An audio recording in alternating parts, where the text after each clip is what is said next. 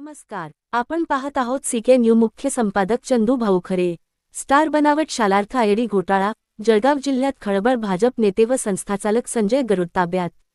Star सेटची मोठी कारवाई. Star Jalgaon जिल्ह्यातील संस्थाचालकाचे धावे दणाणले. राज्यभर गाजत असलेल्या बनावट शालार्थ आयडी घोटाळ्याप्रकरणी नाशिक विशेष तपास पथकाने सोमवारी दि.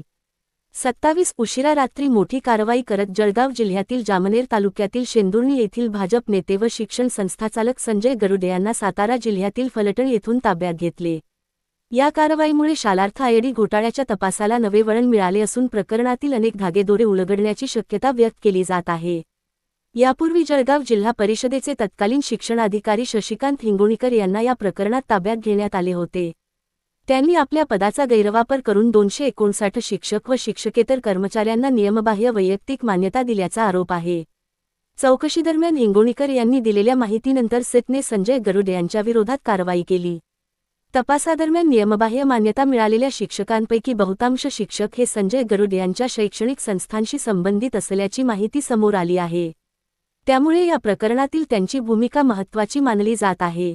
इंडियन रुपी 160 कोटींच्या आर्थिक गैरव्यवहाराचा आरोप. बनावट शालार्थ आयडी तयार करून सुमारे इंडियन रुपी 160 कोटींचा शासन निधी अपहार केल्याचा आरोप या रॅकेटवर आहे. तपासात आतापर्यंत 481 संशयित शिक्षक व शिक्षकेतर कर्मचाऱ्यांची नावे समोर आली असून त्यापैकी तब्बल 438 जण जळगाव जिल्ह्यातील असल्याचे निष्पन्न झाले आहे. राजकीय वर्तुळात खळबळ. संजय गरुड यांनी 30 जानेवारी 2024 रोजी राष्ट्रवादी काँग्रेस, शरद पवार गट सोडून मुख्यमंत्री देवेंद्र फडणवीस यांच्या उपस्थितीत भाजपमध्ये प्रवेश केला होता.